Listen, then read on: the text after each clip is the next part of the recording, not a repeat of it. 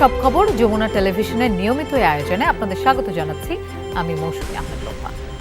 ঈদের ছুটি শেষে কর্মস্থলে ফিরছিলেন অনেকে, কিন্তু দৌলতদিয়া ঘাটে ফেরিতে ওঠার সময় বাস উল্টে নদীতে পড়ে মুহূর্তেই নিভে যায় ২৬টি প্রাণ। প্রিয় স্বজন হারিয়ে কোথাও চলছে আহাজারি, কোথাও নিস্তব্ধ হয়ে গেছে পুরো বাড়ি। জাহাঙ্গীরনগর বিশ্ববিদ্যালয়ের মেধাবী শিক্ষার্থী রাজবাড়ীর আহনাফ রায়ানের সঙ্গে প্রাণ গেছে তার মা আর ভাগ্নের। মা মেয়ে হারিয়ে নিঃস্ব একটি পরিবার, আবার স্বামী সন্তান হারিয়ে পাগল প্রায় আরেকটি সংসার। সহকর্মী প্রদ্যুৎ কুমার সরকার ও রুহুল আমিনকে সাথে নিয়ে দৌলতদিয়া ট্র্যাজেডির খবর জানাচ্ছেন বিএম খোরশেদ।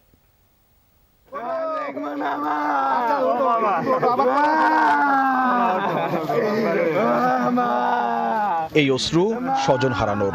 দৌলতদিয়ায় ফেরিতে উঠতে গিয়ে বাসডুবির ঘটনায় প্রাণ গেছে প্রিয়জনের। কোনো সান্ত্বনাতেই থামছে না কান্না আর আহাজারি। জাহাঙ্গীরনগর বিশ্ববিদ্যালয়ের শিক্ষার্থী আহনাফ রায়ানের প্রাণও গেছে দৌলতদিয়া ট্র্যাজেডিতে। গ্রামের বাড়ি রাজবাড়ীর ভবানীপুরে স্বজনদের সাথে ঈদ শেষে মা ও ৭ বছরের ভাগ্নেকে নিয়ে ফিরছিলেন ঢাকায়, কিন্তু ফেরিঘাটেই থেমে যায় তাদের পথ। দুর্ঘটনায় মারা যান সবাই। বন্ধু, সহপাঠী আর এলাকার মানুষ মেনে নিতে পারছেন না এই মর্মান্তিক মৃত্যু। আমি আমার বন্ধুর আত্মার মাগফিরাত কামনা করি, সবাই তার জন্য দোয়া করবেন এবং তার পরিবারের জন্য দোয়া করবেন। আমার ভাগ্নের শাশুড়ি, তারপর শালা আর আমার ভাগ্নের ছেলে তাজবির, 3 জন মারা গেছে। এখানে একটা ফ্যামিলির 3 জন মারা গেছে। শুধু এটাই না, পুরো রাজবাড়ির বিভিন্ন জায়গায় আমাদের অনেক ভাই ব্রাদার, বন্ধু বান্ধব, ছোট ভাই বড় ভাই অনেকেই মারা গেছেন। দুর্ঘটনায় নিহতদের মধ্যে 18 জনই রাজবাড়ীর বাসিন্দা। 4 জনের বাড়ি কুষ্টিয়ায়। মা মেয়ে, মা ছেলে আর স্বামী স্ত্রী সহ একই পরিবারের আছে একাধিক সদস্য। এদের গ্রাম আর পরিবার আলাদা হলেও শোকের ভাষা একই। নদীতে তলিয়ে গেছে প্রিয়জন। ঘর জুড়ে কান্নার রোল, দীর্ঘশ্বাসের নীরবতা এলাকা জুড়ে। এরকম একটা মর্মান্তিক দুর্ঘটনা আসলে রাজবাড়িতে এর আগে কখনো হয় নাই। পুরা রাজবাড়িবাসী আজকে শোকে খুবই কাতর হয়ে আছে। এটা যতটুকু আমরা দুর্ঘটনা বলছি, তার থেকে বেশি এটা আমরাকে স্ট্রাকচারাল একটা কিলিংও বলা যায়। কারণ এই যে একটা অব্যবস্থাপনা রয়েছে, এত অনিয়ম, এগুলোর কারণে কিন্তু এই ঘটনাগুলো প্রতিনিয়ত হচ্ছে। নিহতদের জানাজায় অংশ নিয়ে শোক জানানোর পাশাপাশি দুর্ঘটনার তদন্তের আশ্বাস দিয়েছেন সংস্কৃতি প্রতিমন্ত্রী। 2টা তদন্ত কমিটি করেছি, একটা ঢাকায় নৌ পরিবহন মন্ত্রণালয়ের, সেখানে একটা হয়েছে, আর একটা স্থানীয় রাজবাড়ী জেলা প্রশাসন থেকেও একটা তদন্ত কমিটি করা হয়েছে। বুধবার বিকালে দৌলতদিয়া 3 নম্বর ঘাটে নিয়ন্ত্রণ হারিয়ে ফেরির পন্টন থেকে পদ্মায় ডুবে যায় সৌহার্দ্য পরিবহনের একটি বাস। এই দুর্ঘটনায় নিভে গেছে বহু পরিবারের স্বপ্ন। বিএম খোরশেদ, যমুনা নিউজ, রাজবাড়ী। অন্তিম লড়াই করেও দৌলতদিয়া ঘাটে ঠেকাতে পারেননি এতগুলো মৃত্যু। শেষ মুহূর্ত পর্যন্ত যাত্রীদের বাঁচানোর চেষ্টা করেছিলেন চালক, কিন্তু হঠাৎ নিয়ন্ত্রণ হারায় বাস। চোখের সামনেই ঢাল বেয়ে পদ্মায় তলিয়ে যায় যানটি। যাত্রীদের তো বাঁচাতেই পারেননি, শেষ রক্ষা হয়নি চালকেরও। সেই মর্মান্তিক দুর্ঘটনায় মিলেছে 26 জনের মরদেহ। স্বজনদের আহাজারিতে ভারী ঘাট এলাকা। দৌলতদিয়া থেকে রুবেল হাসানের ক্যামেরায় আরও জানাচ্ছেন রেদন আহমেদ। দৌলতদিয়া থেকে সৌহার্দ্য পরিবহনের বাসটিতে উঠেছিলেন কালাম। পন্টুনে বাসটি অনেকক্ষণ থেমে থাকায় কিছুক্ষণের জন্য নেমে দাঁড়ান তিনি। তখনই বাসটির হয় ব্রেক ফেল। ঢালু জায়গা পেরিয়ে উল্টে যায় নদীতে। ড্রাইভার ব্রেকে খাড়া রয়েছে, ব্রেকে পা দিয়ে খাড়া রয়েছে, মানে ও দাঁড়াই গেছে পাড়া দিয়ে, কিছু তাও ব্রেকে কোনো কাজ করে নাই। অটোতে মানে কয়েক সেকেন্ড, মানে দেখলে বোঝা যাবে না, কয়েক সেকেন্ডের ভিতরে কাহিনি, 30 সেকেন্ডের ভিতরে মানে নাই গাড়ি পানির তলে। দুর্ঘটনার পরদিন সকালে উদ্ধার করা হয় বাসটির চালক আরমান খানের মরদেহ। দৌলতদিয়া ঘাটের কাছেই ছিল উদ্ধারকারী জাহাজ হামজা। বুধবার রাতেই উদ্ধার করা হয় বাসটি। এরপর থেকেই নদীতে চলে ডুবুরিদের তল্লাশি। একে একে 19 জনের লাশ উদ্ধার করা হয় রাতেই। ভোরের আলো ফোটার সঙ্গে সঙ্গে আবারও স্বজনদের ভিড়, আহাজারি। তখনও নিখোঁজ অনেকেই। এই বাসে উঠেছে, মানে এই যে ব্যাগটা নিয়ে আইছিল বাইকতে, সে বাইকতে এলো একটা প্লাস্টিকের ব্যাগ, একটা কাপড় আর একটা হলো শার্ট। ওই শার্ট দিয়ে আমরা চিনছি। আসার পরে অনেক খোঁজাখুঁজি, ধরুন অনেক কিছু হলো। রাত ভর বৃষ্টি, ঝড় বৃষ্টির ভিতরে থাকার পরে সকালে ভোরের দিকে আমাদের একটা লাশ পেলাম, চাচির লাশটা পাওয়া গেছে। নিখোঁজদের তালিকা করে আবারও নদীতে নামে ডুবুরি দল। উদ্ধার করা হয় মোট ২৬ জনের মরদেহ।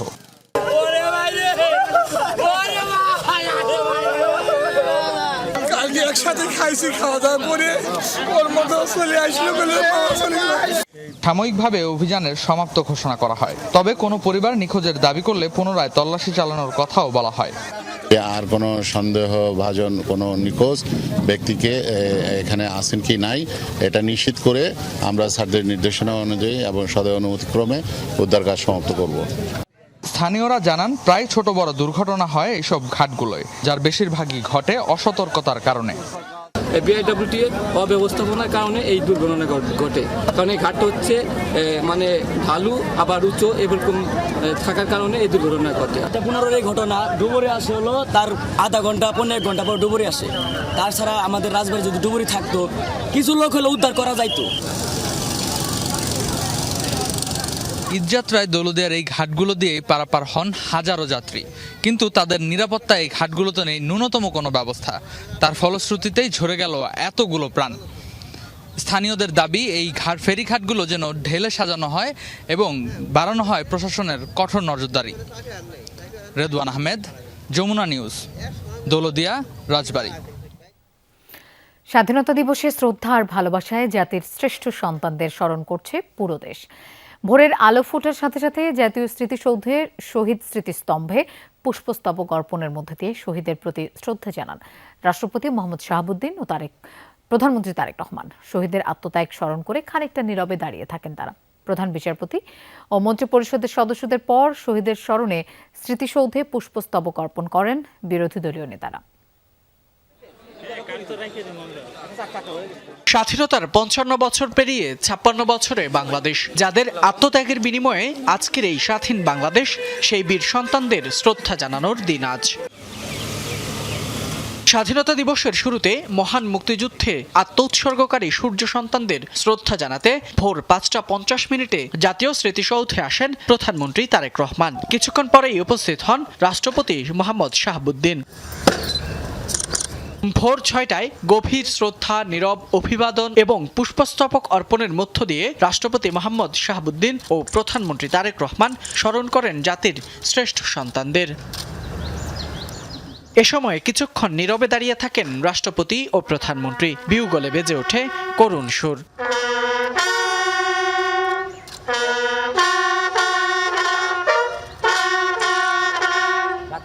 এরপরই মন্ত্রিপরিষদ সদস্যদের নিয়ে শ্রদ্ধা জানান প্রধানমন্ত্রী। শহীদদের রুহের মাগফিরাত কামনায় দোয়া মোনাজাত করেন তিনি। পরে মুক্তিযোদ্ধা পরিবার ও বিদেশি কূটনীতিকদের সাথে কুশল বিনিময় করেন তারেক রহমান। এরপর পরিদর্শন বইয়ে সই করেন রাষ্ট্রপতি ও প্রধানমন্ত্রী। জাতির সূর্য সন্তানদের প্রতি আরও শ্রদ্ধা জানান সংসদের স্পিকার, ডেপুটি স্পিকার। রাষ্ট্রীয় আচারের অংশ হিসেবে শ্রদ্ধা নিবেদন করেন বিরোধী দলীয় নেতা ডাক্তার শফিকুর রহমানের নেতৃত্বে জামায়াত ইসলামী ও এনসিপির নেতারা। এ সময় তারা শহীদদের আত্মার মাগফিরাত কামনায় দোয়া মোনাজাত করেন। আনুষ্ঠানিকতা শেষে সাংবাদিকদের সাথে কথা বলেন স্থানীয় সরকার মন্ত্রী ও বিএনপির মহাসচিব মির্জা ফখরুল ইসলাম আলমগীর। বলেন, ফ্যাসিস্ট মুক্ত পরিবেশে স্বাধীনতা দিবস পালনের মধ্য দিয়ে নতুন বাংলাদেশ গড়ে তুলতে শপথ নিয়েছে সরকার। নতুন একটি বাংলাদেশ গড়ার শপথ আমরা সবাই নিয়েছি। আমরা সেই লক্ষ্যে আগামী দিনগুলোতে বাংলাদেশের সত্যিকার অর্থেই একটা সুখী সমৃদ্ধ বাংলাদেশ গড়ে তুলবার জন্য কাজ করব। এ সময় ঐক্যবদ্ধভাবে অহিংস, দুর্নীতিমুক্ত, বৈষম্যহীন মানবিক বাংলাদেশ গড়ে তুলতে সবাইকে নিয়ে কাজ করার প্রত্যয় ব্যক্ত করেন বিরোধী দলের নেতারা। একটা অহিংস, দুর্নীতিমুক্ত, বৈষম্যহীন মানবিক বাংলাদেশ আমরা সবাই মিলে যেন গঠন করতে পারি। আপনাদের মাধ্যমে পুরা দেশবাসীকে আমরা স্বাধীনতা এবং জাতীয় দিবসের শুভেচ্ছা আবার জানাচ্ছি। আমাদের স্বাধীনতার অনেক আকাঙ্ক্ষা পূরণ হয়নি বলে আমাদের নতুন নতুন প্রজন্মকে আবারও রক্ত দিতে হয়েছে, জীবন দিতে হয়েছে। আমরা চাই যে সামনে যাতে না হয়। জাতীয় স্মৃতিসৌধ সবার জন্য উন্মুক্ত হওয়ার পর দলে দলে ফুল নিয়ে শ্রদ্ধা জানান সাধারণ মানুষ। বাঙালির হাজার বছরের ইতিহাসের সবচেয়ে বড় অর্জন মহান স্বাধীনতা, যার মধ্য দিয়ে বাংলাদেশ পেয়েছে একটি মানচিত্র, পেয়েছে একটি লাল সবুজের পতাকা। তবে স্বাধীনতার অর্ধ শত বছর পেরিয়ে গেলেও মহান মুক্তিযুদ্ধের শহীদদের আকাঙ্ক্ষার বাংলাদেশ কতটা বাস্তবায়িত হয়েছে সেই প্রশ্ন আজও থেকেই যায়। ফয়সাল মাহমুদ, যমুনা নিউজ, সাভার, ঢাকা। সুরক্ষিত ও নিরাপদ রাষ্ট্র গড়ার প্রত্যয় সশস্ত্র বাহিনী সহ সকল নিরাপত্তা বাহিনীর। 18 বছর পর অনুষ্ঠিত হওয়া স্বাধীনতা দিবসের কুচকাওয়াজ থেকে এই বার্তাই দিল লাল সবুজের বাংলাদেশ। মুক্তিযুদ্ধ বিষয়ক মন্ত্রণালয়ের নির্দেশনা, সশস্ত্র বাহিনী বিভাগের তত্ত্বাবধান এবং 9 পদাতিক ডিভিশনের ব্যবস্থাপনায় জাতীয় প্যারেড স্কয়ারে ছিল এই আয়োজন। উপস্থিত ছিলেন প্রধানমন্ত্রী, রাষ্ট্রপতি, 3 বাহিনীর প্রধান, মন্ত্রীবর্গ, কূটনীতিক ও সর্বস্তরের জনতা। আহমেদ রেজার প্রতিবেদনে থাকছে বিস্তারিত।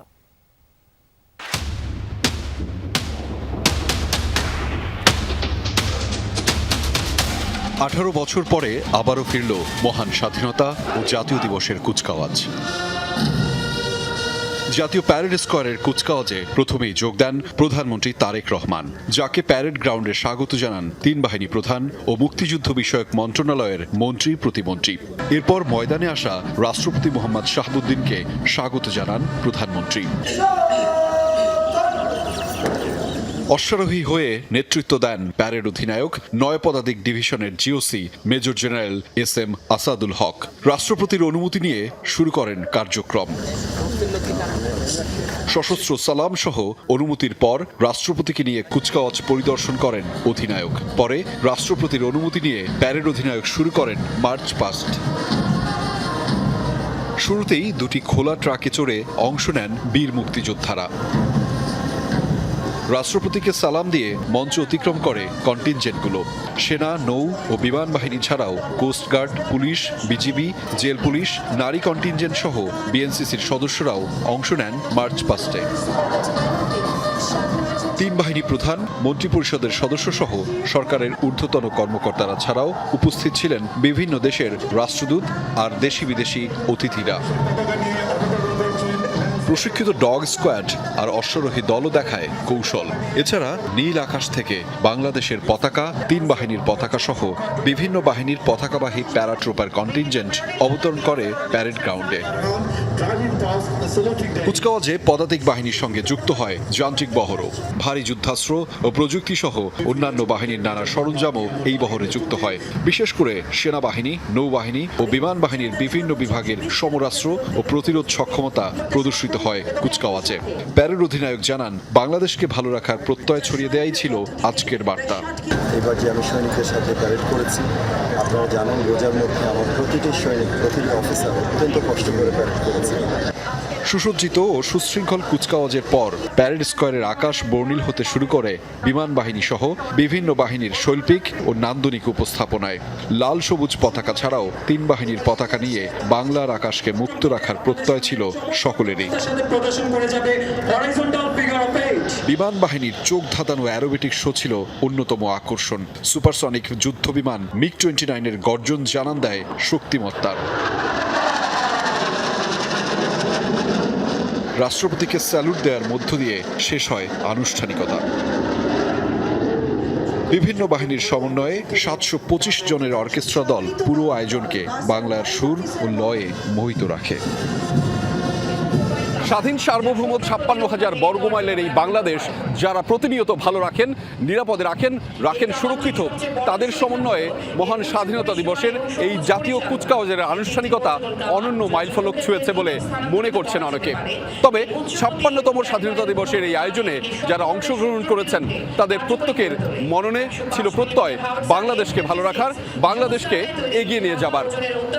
আহমেদ রেজা, যমুনা নিউজ, ঢাকা। সাবেক রাষ্ট্রপতি জিয়াউর রহমান ও সাবেক প্রধানমন্ত্রী বেগম খালেদা জিয়ার সমাধিতে শ্রদ্ধা জানিয়েছেন প্রধানমন্ত্রী ও বিএনপি চেয়ারম্যান তারেক রহমান। শ্রদ্ধা জানান শীর্ষ নেতারা সহ বিএনপির সর্বস্তরের কর্মী সমর্থকরা। প্রধানমন্ত্রীর নেতৃত্বে গণতান্ত্রিক এবং সুখী সমৃদ্ধ বাংলাদেশ গড়ে তোলার প্রত্যাশা ব্যক্ত করেন মহাসচিব মির্জা ফখরুল ইসলাম আলমগীর। সাইফুদ্দিন রবিনের প্রতিবেদন। স্বাধীন দেশের এই লাল টুকটুকে সূর্যটার জন্যই কত শত প্রাণের আত্মত্যাগ। এ সবুজ মাটির বুকে ঘুমিয়ে আছে লাখো শহীদের মতো একজন জিয়াউর রহমানও। যে জিয়া রণাঙ্গনের বীর, বেতারে যার কণ্ঠে আন্দোলিত হয়ে জীবন তুচ্ছ করে যুদ্ধে নেমেছিল এ মাটির সাহসী সন্তানেরা। স্বাধীনতা দিবসের এই সুপ্রভাতে স্মৃতিসৌধে শ্রদ্ধা জানানো শেষে প্রধানমন্ত্রী তারেক রহমান তাই ছুটে আসেন জিয়া উদ্যানের সমাধি কমপ্লেক্সে। শ্রদ্ধা জানান প্রয়াত রাষ্ট্রপতি জিয়াউর রহমান ও সাবেক প্রধানমন্ত্রী বেগম খালেদা জিয়ার প্রতি।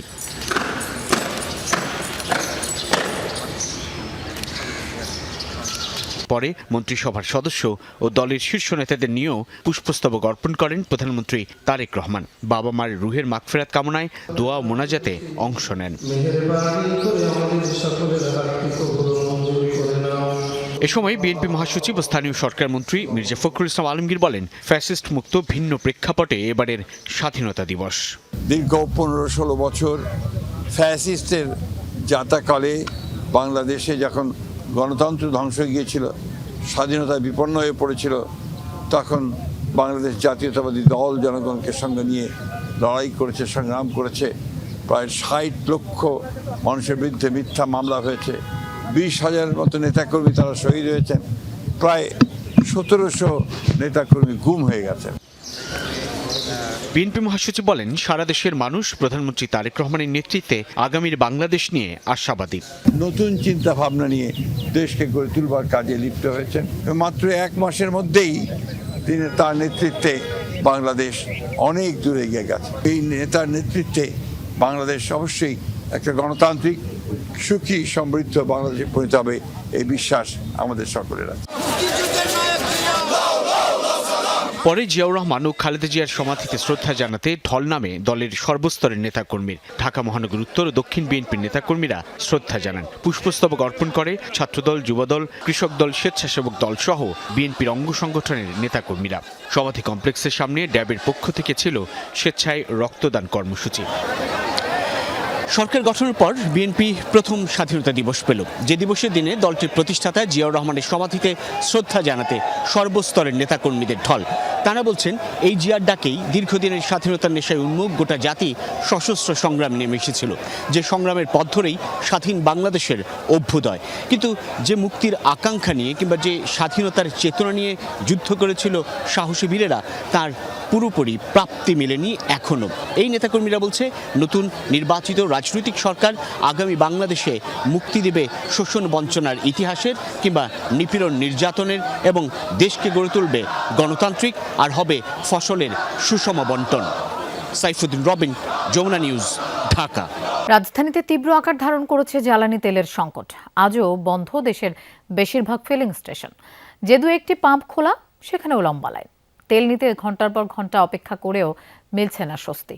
স্বাধীনতা দিবস উপলক্ষে আজ বন্ধ ডিপো কার্যক্রম। এ কারণে পাম্পে তেল সরবরাহ করা হয়নি।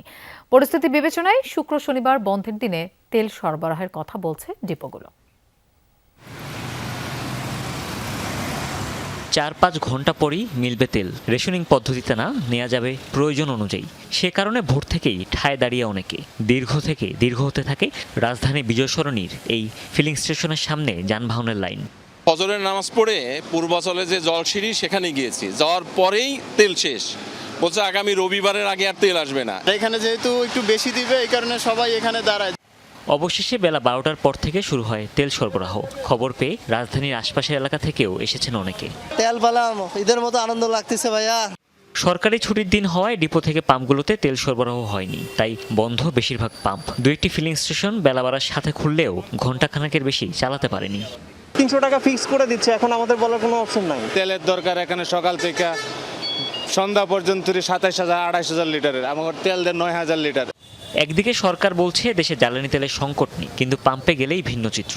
তাহলে বাস্তবতা আসলে কোনটি? চালক বাইকারদের সংখ্যা এমন পরিস্থিতির সুযোগে কৃত্রিম সংকট তৈরি করছে অসাধু পাম্প মালিক। মন্ত্রী তো বলছে যে তেলের সংকট নাই, তাহলে তো দেশে সংকট নাই। তাহলে এরা নিশ্চয় কোনো সিন্ডিকেটের মাধ্যমে তেলের আছে, না হলে মন্ত্রী মিথ্যা কথা বলছে। পাম্প মালিকরা জানান, পরিস্থিতি সামাল দিতে শুক্র শনিবার সাপ্তাহিক ছুটির দিনেও ডিপো থেকে তেল সরবরাহ করা হবে। তবে রয়েছে চাহিদা মাফিক তেল না পাওয়ার অভিযোগ। ডিপো আগামীকাল খোলা থাকবে এবং রাতে আমরা অ্যালটমেন্ট পেয়ে যাব। তবে একটা কথা আমি বলি, আগে অবারিতভাবে আমরা পেতাম, এখন আমাদেরকে প্রত্যেকটা ফিলিং স্টেশনের এগেনস্টে একটা অ্যালটমেন্ট দেয়। সরকার জানিয়েছে দেশে এপ্রিল মাসের জ্বালানি তেলের মজুদ আছে। দ্রুত এই রিজার্ভ বাড়ানোর চেষ্টা চলছে। হুমায়ুন রশিদ, যমুনা নিউজ, ঢাকা। দর্শক, তেলের সরবরাহ ব্যবস্থাপনার খবর জানবো। খুলনা থেকে আমাদের সাথে যোগ দিচ্ছেন সহকর্মী শেখ আল এহসান। এহসান, 3 দিনের ছুটিতে তেল সরবরাহ বিতরণ ব্যবস্থায় কোনো প্রভাব দেখছেন কিনা, পাম্প মালিক এবং ডিপো সংশ্লিষ্টরা কি বলছেন? লোপা, খুলনার সব ফিলিং স্টেশনে এই মুহূর্তে কোথাও কোনো তেল নেই, শুধু কিছু ডিজেল আছে যেগুলো শুধু পরিবহনের জন্য ব্যবহৃত হচ্ছে। তাছাড়া কোনো জায়গায় কোনো পেট্রোল এবং অকটেন নেই। প্রতিটা পাম্পে কিন্তু ঠিক এইভাবে বাঁশ এবং দড়ি দিয়ে আটকে রাখা হয়েছে, যেন সাধারণ মানুষ বুঝতে পারে যে এখানে তেল নাই। এই পরিস্থিতিতে আমরা দেখছি যে বিভিন্ন জায়গায় যারা মোটরসাইকেল আছে বা পেট্রোল এবং অকটেনে চলে যেসব যানবাহন, এইসব যানবাহন নিয়ে মানুষ এক স্টেশন ফিলিং স্টেশন থেকে আরেক ফিলিং স্টেশনে শুধু ঘুরে বেড়াচ্ছেন সামান্য একটু তেল পাওয়ার আশায়, কিন্তু সেটাও মিলছে না। অনেককেই দেখেছি তারা মোটরসাইকেল হাঁটিয়ে নিয়ে যাচ্ছেন বা ভ্যানে করে তুলে নিয়ে যাচ্ছেন, অথবা অনেকেই গাড়ি কোথাও মোটরসাইকেল বা প্রাইভেট কার রেখে অন্য জায়গায় তেলের সন্ধান করছেন। বোতল নিয়েও কোথাও কোথাও কোনো মানুষকে দেখছি যে তারা ঘুরে বেড়াচ্ছেন সামান্য একটু তেলের আশায়। তবে আসার কথা হচ্ছে আগামীকাল শুক্রবার হলেও, ছুটির দিন হলেও সেটা ডিপোগুলো তেল সরবরাহ করবে এমনটাই জানিয়েছেন পাম্প মালিকরা, এবং তারা সেই অনুযায়ী টাকা আগের থেকেই জমা দিয়ে রেখেছেন। শুধু কাল কখন নাগাদ পাবেন সেটা এখনও তারা নিশ্চিত নন, তবে আশা করছেন যে বিকাল নাগাদ তারা হয়তো পাম্পগুলো থেকে তেল সরবরাহ করতে পারবেন। আপনাকে ধন্যবাদ আমাদের সাথে যোগ দেওয়ার জন্য। স্বাধীনতা দিবস উদযাপন আয়োজনে কয়েক জায়গায় বিচ্ছিন্ন কিছু ঘটনা ঘটেছে। সকালে সাভারে জাতীয় স্মৃতিসৌধে জাতীয় পার্টি ও এনসিপির ছাত্র সংগঠন জাতীয় ছাত্র শক্তির নেতাকর্মীদের মধ্যে হাতাহাতি হয়। জাতীয় পার্টির নেতাদের অভিযোগ, মুক্তিযুদ্ধের বীর শহীদের প্রতি শ্রদ্ধা জানানোর জন্য লাইনে অপেক্ষার সময় একটি গ্রুপ পরিকল্পিতভাবে তাদের উপর হামলা চালায়। অন্যদিকে জাতীয় ছাত্র শক্তির নেতাকর্মীদের অভিযোগ, পাল্টাপাল্টি স্লোগানের সময় জাতীয় পার্টির এক নেতা তাদের উপর চড়াও হয়। এ নিয়ে উত্তেজনা দেখা দেয়। পটুয়াখালীর বাউফলে স্বাধীনতা দিবসের কুচকাওয়াজ অনুষ্ঠানে চেয়ারে বসাকে কেন্দ্র করে জামায়াত ও ছাত্রদলের নেতাকর্মীদের মধ্যে হাতাহাতির ঘটনা ঘটেছে। স্থানীয়রা জানায়, উপজেলা প্রশাসনের অনুষ্ঠানে প্রথমে জামায়াত নেতাকর্মীরা উপস্থিত হন। প্রথম ও দ্বিতীয় সারির সকল চেয়ারে বসে পড়েন তারা। কিছু সময় পর বিএনপির সাবেক সংসদ সদস্য শহীদুল আলম তালুকদার সহ বিএনপি ও ছাত্রদলের নেতারা অনুষ্ঠান স্থলে পৌঁছেন। এ সময় উপজেলা ছাত্র দলের সভাপতি জামাত শিবিরের লোকজনকে বিএনপির সিনিয়র নেতাদের জন্য কিছু চেয়ার ছেড়ে দিতে বলেন। এ নিয়ে দুপক্ষের মধ্যে বাকবিতণ্ডা হয়। এক পর্যায়ে তারা হাতাহাতিতে জড়িয়ে পড়েন। পরে উপজেলা প্রশাসন ও পুলিশ পরিস্থিতি নিয়ন্ত্রণে আনে। এদিকে ঝিনাইদহের মহেশপুরে স্বাধীনতা দিবসের অনুষ্ঠান বর্জন করেছেন উপজেলা পৌর বিএনপির নেতাকর্মীরা। সকালে মহেশপুর হাই স্কুল মাঠ চত্বরে আয়োজিত স্বাধীনতা অনুষ্ঠানে এই ঘটনা ঘটে। প্রত্যক্ষদর্শীরা জানায়, উপজেলা প্রশাসনের উদ্যোগে আয়োজিত অনুষ্ঠানে স্বাগত বক্তব্য দেন ইউএনও খাদিজা আক্তার। সেই বক্তব্যে বিএনপির প্রতিষ্ঠাতা প্রয়াত প্রেসিডেন্ট জিয়াউর রহমানের নাম উল্লেখ না করার অভিযোগে তাৎক্ষণিক প্রতিবাদ জানান বিএনপির নেতাকর্মীরা। পরে অনুষ্ঠান বর্জন করেন তারা। ডিজিএফআই এর সাবেক মহাপরিচালক অবসরপ্রাপ্ত লেফটেন্যান্ট জেনারেল মামুন খালেদকে 5 দিনের রিমান্ড দিয়েছেন ঢাকার চিফ মেট্রোপলিটন ম্যাজিস্ট্রেট আদালত। জুলাইয়ের একটি হত্যা মামলায় তার 7 দিনের রিমান্ড আবেদন করেছিল পুলিশ। শুনানিতে রাষ্ট্রপক্ষের আইনজীবী বলেন, আয়নাঘরের মূল হোতাদের একজন ছিলেন এই মামুন খালেদ। খালেদা জিয়াকে সেনানিবাসের বাসা থেকে বের করে দেওয়ার ঘটনায়ও ভূমিকা ছিল তার, যদিও আদালতে নিজেকে নির্দোষ দাবি করেন তিনি। বুধবার দিবাগত রাতে ডিজিএফআইয়ের সাবেক মহাপরিচালক শেখ মামুন খালেদকে আটক করে গোয়েন্দা পুলিশ। তার বিরুদ্ধে জলশিরি আবাসন প্রকল্পে অনিয়ম, শতবিঘা জমি দখল সহ অনেক দুর্নীতি এবং গুমের অভিযোগ ছিল। বৃহস্পতিবার মামুন খালেদকে তোলা হয় ঢাকার চিফ মেট্রোপলিটন ম্যাজিস্ট্রেট আদালতে। 2024 সালের জুলাই আন্দোলনে মিরপুরে দেলোয়ার হোসেনকে হত্যায় নির্দেশদাতা হিসেবে তার 7 দিনের রিমান্ড আবেদন করে পুলিশ। শুনানিতে মামুন খালেদের বিরুদ্ধে 1-11-র সময় বিএনপির চেয়ারপারসন বেগম খালেদা জিয়াকে সেনানিবাসের বাসা থেকে উচ্ছেদের অভিযোগ আনেন রাষ্ট্রপক্ষের আইনজীবী। এছাড়া অভিযোগ করা হয়, আওয়ামী লীগের আমলে ডিজিএফআইয়ের ডিজি হিসেবে মামুন খালেদ আয়নাঘরে বন্দী করে বিরোধী রাজনীতিবিদ ও ব্যবসায়ীদের নির্যাতন করেছেন। ডিজিএফের প্রধান থাকাকালীন অবস্থায় সেই আয়নাগরের সৃষ্টি করা হয়েছিল।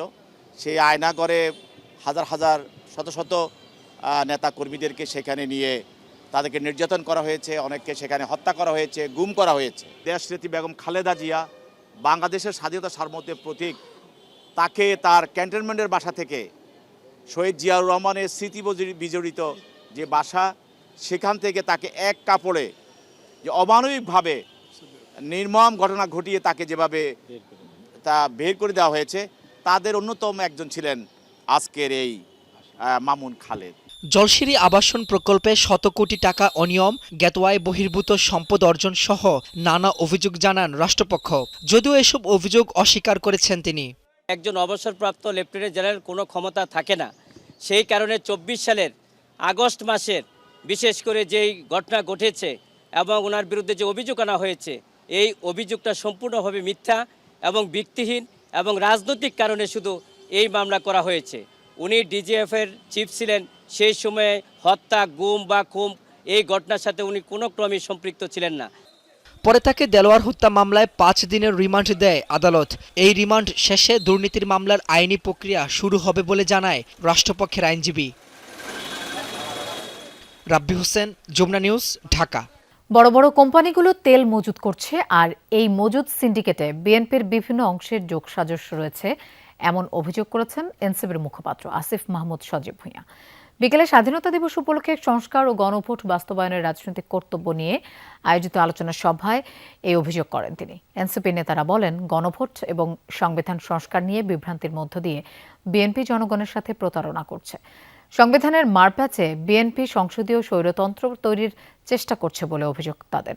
রাজনৈতিক প্রশ্নের সুরাহা না করে শুধুমাত্র ফ্যামিলি কার্ডের ভেলকি দেখিয়ে ক্ষমতায় টিকে থাকা যাবে না বলেও হুঁশিয়ারি দেন এনসিপি নেতারা। অবিলম্বে জুলাই সনদ বাস্তবায়ন না হলে মাঠের আন্দোলনে নামার হুঁশিয়ারি দেন এনসিপি নেতারা। 1 মাস যেতে না যেতেই কেন তেলের সংকটটা হলো? তার মানে নিশ্চয়ই কেউ মজুত করছে, নিশ্চয়ই যে বড় বড় কোম্পানিগুলোকে সরকার আমদানির অনুমতি দেয় তারা এবং তাদের যারা ভেন্ডর আছে তারা মজুত করছে। কিন্তু আপনারা দেখেন যে সরকারের এখন পর্যন্ত এত অভিযান চালানো হয়, কোনো বড় প্রতিষ্ঠানের তেলের মজুদে কি এখন পর্যন্ত অভিযান চালানো হয়েছে কিনা? ছলনার রাজনীতি থেকে বেরিয়ে আসতে আমরা বিএনপির প্রতি অনুরোধ করব। বাংলাদেশের ইতিহাস আপনাদেরকে বারবার সুযোগ দিয়েছে, এই দেশের জনগণের সাথে, মেহনতি মানুষের সাথে আপনারা আর প্রতারণা করবেন না। চালাকি কিংবা পপুলিজমের যে রাজনীতি, আপনি আমাদের প্রধানমন্ত্রী হিসেবে 11 ঘন্টা অফিস করেন নাকি 8 ঘন্টা অফিস করেন, এটা নিয়ে আমাদের মাথা ব্যথা নাই। আপনি কি ডেলিভার করছেন, এটা নিয়ে আমাদের মাথা ব্যথা। গাইবান্ধার পলাশবাড়িতে থানায় ঢুকে পুলিশের উপর হামলা এবং মারধরের অভিযোগে যুব জামায়াত নেতা পলাশ সহ 9 জনকে আসামি করে মামলা হয়েছে। গ্রেফতার করা হয়েছে একজনকে। পলাশবাড়ি থানায় পুলিশ বাদী হয়ে মামলাটি দায়ের করে। পুলিশ জানায়, পৌর এলাকার কালীবাড়ি বাজারে সরকারি শেডের একটি দোকান ঘরের মালিকানা নিয়ে স্থানীয় দুটি পক্ষের মধ্যে দ্বন্দ্ব চলছিল। বিষয়টি নিয়ে উপজেলা যুব জামায়াতের বায়তুল মাল সম্পাদক মাহমুদুল ইসলাম পলাশ কয়েকজনকে সাথে নিয়ে বুধবার রাতে লিখিত অভিযোগ নিয়ে থানায় যান। এ সময় ওসি ও ডিউটি অফিসারের সাথে কথা কাটাকাটি ও হাতাহাতি হয় তার। পরে পুলিশ বাইরে গিয়ে সমর্থকদের ডেকে আনেন। পরে 8 থেকে 10 জনের একটি দল থানায় ঢুকে ইটপাটকেল নিক্ষেপ ও পুলিশের উপর হামলা চালায়। এতে ওসি সহ 8 জন পুলিশ সদস্য আহত হন। তাদের হাসপাতালে নেওয়া হয়। বিবাদী পক্ষ গতকাল নাকি ওই দোকানের তালা খুলে ফেলছে, খুলে তারা আবার দখল নিতে গেছে। এর ব্যাপারে ওই পলাশ সে এসে ওসিকে বলছে যে আপনি ওই দোকানে পুনরায় তালা মারেন। এই তালা কেন মারে না এটা নিয়ে বাকবিতণ্ডা, ওসিকে চাকরি করতে দিবে না, এই সমস্ত বক্তব্য দিয়ে পরবর্তীতে ওসির গায়ে হাত তুলছে। এই ওসি ফ্যাসিস্ট আওয়ামী লীগের একজন দোষক। আমরা বিগত সময় দেখেছি যে সে জামাত শিবিরের কোনো লোকজন তার কাছে কোনো সেবা দিতে আসলে সে ভালোভাবে কথাবার্তা বলে না। নাটোরের বড়াই গ্রামে নির্মাণাধীন একটি পাওয়ার গ্রিডে ডাকাতির ঘটনা ঘটেছে। পুলিশ এবং প্রকল্প সংশ্লিষ্টরা জানায়, নির্মাণাধীন পাওয়ার গ্রিডে সিভিল কনস্ট্রাকশন ও ইলেকট্রিক্যাল ফিটিংসের কাজ চলছে। নিরাপত্তার দায়িত্বে ছিলেন 4 জন কর্মী। গতরাতে বাইরে খাবার খেয়ে তারা ভেতরে ঢোকার জন্য গেট খোলার সময় হানা দেয় 20 থেকে 25 জনের সশস্ত্র ডাকাত দল।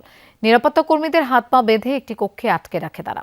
পরে মালামাল লুট করে ট্রাকে পালিয়ে যায়। যাওয়ার সময় সিসি ক্যামেরার 2টি ডিভিআর মেশিনও নিয়ে যায় তারা। ভোরের দিকে নিরাপত্তা কর্মীরা নিজেদের মুক্ত করতে সক্ষম হয়। পরে 999 ও ফোন করে সংশ্লিষ্টদের ডাকাতের বিষয়টি জানায় তারা। প্রকল্পের কর্মকর্তারা জানান, লুট হওয়া মালামালের মূল্য প্রায় 2 কোটি টাকা। খবর পেয়ে ঘটনাস্থলে যায় পুলিশ।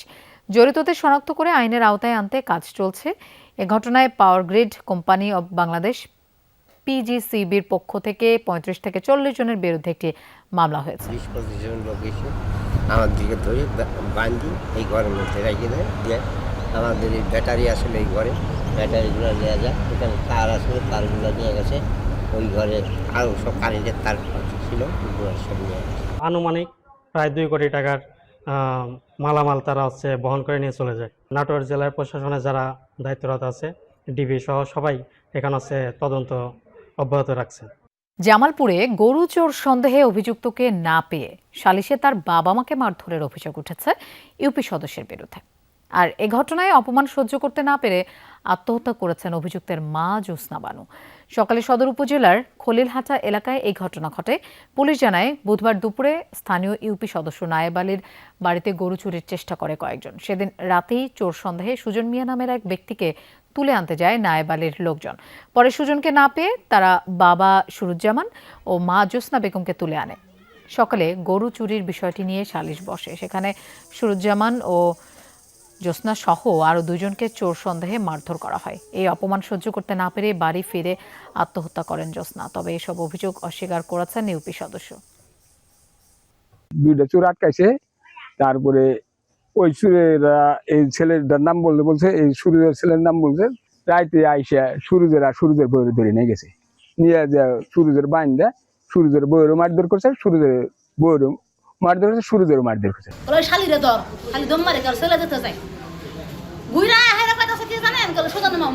আমরা সবাই চেষ্টা করছি যে কেউ যেন কারো উপরে হাত না তুলে, এগুলি আমরা বলছি। কিন্তু আমার নামে যদি কেউ অভিযোগ করে থাকে যে মেম্বারের নির্দেশে মারধর করা হয়েছে, এটা সম্পূর্ণ বানোয়াট। কুষ্টিয়ায় মুক্তিযোদ্ধাদের নিয়ে আয়োজিত এক সংবর্ধনা অনুষ্ঠানে হট্টগোল হয়েছে। সকালে কুমারখালীতে স্বাধীনতা দিবস উপলক্ষে এই অনুষ্ঠানের আয়োজন করা হয়। এ সময় মঞ্চে চেয়ারে বসা এবং বক্তব্য প্রদান নিয়ে ক্ষোভ তৈরি হয় উপস্থিত মুক্তিযোদ্ধাদের মধ্যে। এ নিয়ে মুক্তিযোদ্ধাদের দুই পক্ষের মধ্যে হট্টগোল শুরু হয়। পরে সংসদ সদস্য আফজাল হোসেন তাদের শান্ত করার চেষ্টা করেন। উপজেলা নির্বাহী কর্মকর্তা বলেন, মতের মিল না হওয়ায় হট্টগোল তৈরি হয়, তবে বিষয়টি তখনই সমাধান করা হয়েছে। ইরানের নেতারা অনানুষ্ঠানিকভাবে ট্রাম্পকে দেশটির পরবর্তী সর্বোচ্চ নেতা হওয়ার প্রস্তাব দিয়েছিলেন বলে এক বিবৃতিতে দাবি করেছেন খোদ মার্কিন প্রেসিডেন্ট ডোনাল্ড ট্রাম্প। তিনি জানান, তাদের প্রস্তাব প্রত্যাখ্যান করেছেন তিনি। আমরা বিরাট ব্যবধানে জিতেছি।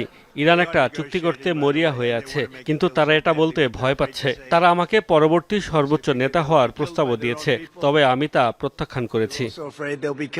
সারা দেশে ফুটবলকে ছড়িয়ে দিতে নতুন কুড়িয়ে মাধ্যমে মেধা তুলে আনার আশ্বাস দিয়েছেন প্রধানমন্ত্রী তারেক রহমান। স্বাধীনতা দিবসে সাবেক ফুটবলারদের প্রীতি ম্যাচ উপভোগ করতে গিয়ে কথা জানান তিনি। প্রতিবারই স্বাধীনতা দিবস উদযাপন করে থাকে ক্রীড়াঙ্গন, এবারও এর ব্যতিক্রম হচ্ছে না। সাবেক ফুটবলারদের নিয়ে আয়োজন করা হয় এক ফুটবল ম্যাচ, যেখানে লাল ও সবুজ দলে ভাগ হয়ে জাতীয় স্টেডিয়ামে মাঠের লড়াইয়ে নামে দুদল। খেলায় লাল দলকে 3-0 গোলে হারিয়েছে সবুজ দল। ম্যাচ উপভোগ করেন প্রধানমন্ত্রী তারেক রহমান। ফুটবলকে আরও সামনের দিকে এগিয়ে নিতে বদ্ধপরিকর তিনি। হামজা সমিতদের নিয়ে সামনে এগিয়ে যাওয়ার যে স্বপ্ন দেখছে বাংলাদেশ, সেই স্বপ্ন বাস্তবায়নের পাশে থাকার আশ্বাস দেন প্রধানমন্ত্রী। আমরা বাংলাদেশের ক্রীড়া জগতে নতুন প্লেয়ার আমরা তৈরি করতে চাই বিভিন্ন খেলায়, এবং পেশা ক্রীড়াকে প্রফেশনাল রূপ আমরা দিতে চাই, এবং সেজন্যই আমরা সিদ্ধান্ত নিয়েছি যে নতুন কুড়ি নামে যে অনুষ্ঠানটি ছিল, এখানে আমরা নতুন কুড়ি স্পোর্টসকে আমরা চালু করতে চাই। শুধু নতুন কুড়ি স্পোর্টসই আমরা চালু করতে চাই না, আমাদের একটি পরিকল্পনা আছে বাংলাদেশের প্রত্যেকটি জেলা, প্রত্যেকটি উপজেলায়, প্রত্যেকটি ইউনিয়নে, স্কুলগুলোর মধ্যে, বিভিন্ন শ্রেণীর মধ্যে আমরা খেলার কম্পিটিশন শুরু করতে চাই।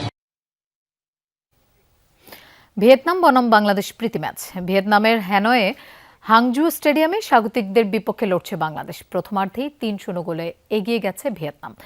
জায়ান আহমেদের ভুলে 8 মিনিটেই এগিয়ে যায় ভিয়েতনাম। এরপর আরও 2 বার বাংলাদেশের জালে বল জড়ায় স্বাগতিকরা। শুরুর একাদশে আছেন হামজা সমিতরা। আগামী 31 মার্চ বাংলাদেশ খেলবে সিঙ্গাপুরের বিপক্ষে, আর ভিয়েতনাম খেলবে মালয়েশিয়ার বিপক্ষে। তার আগে ভালো প্রস্তুতির জন্য এই দুই দেশ পরস্পরের মুখোমুখি হয়েছে আজ। ফিফা স্বীকৃত আন্তর্জাতিক প্রীতি ম্যাচটি বাংলাদেশের জন্য প্রস্তুতির মঞ্চ। সাফ অনূর্ধ্ব-20 নারী চ্যাম্পিয়নশিপের খবর। থাইল্যান্ডে বুনিয়াচিন্দা স্টেডিয়ামে চতুর্থ দিনের অনুশীলন শেষ করেছে বাংলাদেশ অনূর্ধ্ব-20 নারী ফুটবল দল। টুর্নামেন্ট শুরুর আগে নিজেদের শক্তি ও দুর্বলতা পরখ করতে কাল জর্ডানের মুখোমুখি হবে বাংলাদেশ। ব্যাংককে সকাল 9টা থেকে 10:30 পর্যন্ত চলে বাংলাদেশের চতুর্থ দিনের অনুশীলন। গতকাল ভারতের বিপক্ষে রুদ্ধদ্বার প্রস্তুতি ম্যাচের পর অনুশীলনের স্কোয়াডকে 2 ভাগে ভাগ করেন কোচ। ভারতের বিপক্ষে ম্যাচে যারা দীর্ঘ সময় খেলেছেন তাদের জন্য ছিল রিকভারি সেশন। অন্যদিকে বাকি খেলোয়াড়রা অংশ নেন টেকনিক্যাল ও ট্যাকটিক্যাল ড্রিল সহ পূর্ণাঙ্গ অনুশীলনে। আগামীকাল কোনো অনুশীলন সেশন নেই লাল সবুজদের। কালকে আমরা ইন্ডিয়ার সাথে ম্যাচ খেলছি, আজকে আমরা রিকভারি করছি। কোচ আমাদের কালকের ভুল নিয়ে কাজ করছে। সামনে আমাদের একটা ম্যাচ আছে, আমরা এই ভুলগুলো শুধরাই ভালো কিছু করব। আজ থেকে শুরু হচ্ছে পাকিস্তান সুপার লিগের একাদশ আসর। বাংলাদেশ সময় রাত 8টায় লাহোর কালান্দার্স মুখোমুখি হবে হায়দরাবাদ কিংসম্যানের। একদিকে মধ্যপ্রাচ্যের সংঘাত, অপরদিকে আফগানিস্তানের সঙ্গে লড়াইয়ে ব্যস্ত পাকিস্তান। নিরাপত্তা নিয়ে সৃষ্ট উদ্বেগের মাঝেই আজ পাকিস্তান সুপার লিগের পর্দা উঠছে। উদ্বোধনী ম্যাচে খেলতে নামবে মুস্তাফিজুর রহমান ও পারভেজ হোসেন ইমনের দল লাহোর কালান্দার্স। ইতিমধ্যে ফ্র্যাঞ্চাইজিটির মধ্যমণিতে পরিণত হয়েছেন 2 টাইগার তারকা। টুর্নামেন্টের শুরু থেকে মুস্তাফিজের একাদশে থাকা অনেকটাই নিশ্চিত, সুযোগ পেতে পারেন ইমনও। এবারের পিএসএল শুরুতে হওয়ার কথা পাকিস্তানের 6টি ভেন্যুতে থাকলেও জ্বালানি সংকটের কারণে সেটি কেবল লাহোর ও করাচিতে স্থানান্তরিত হয়েছে। এমনকি মাঠে থাকছে না কোনো দর্শক।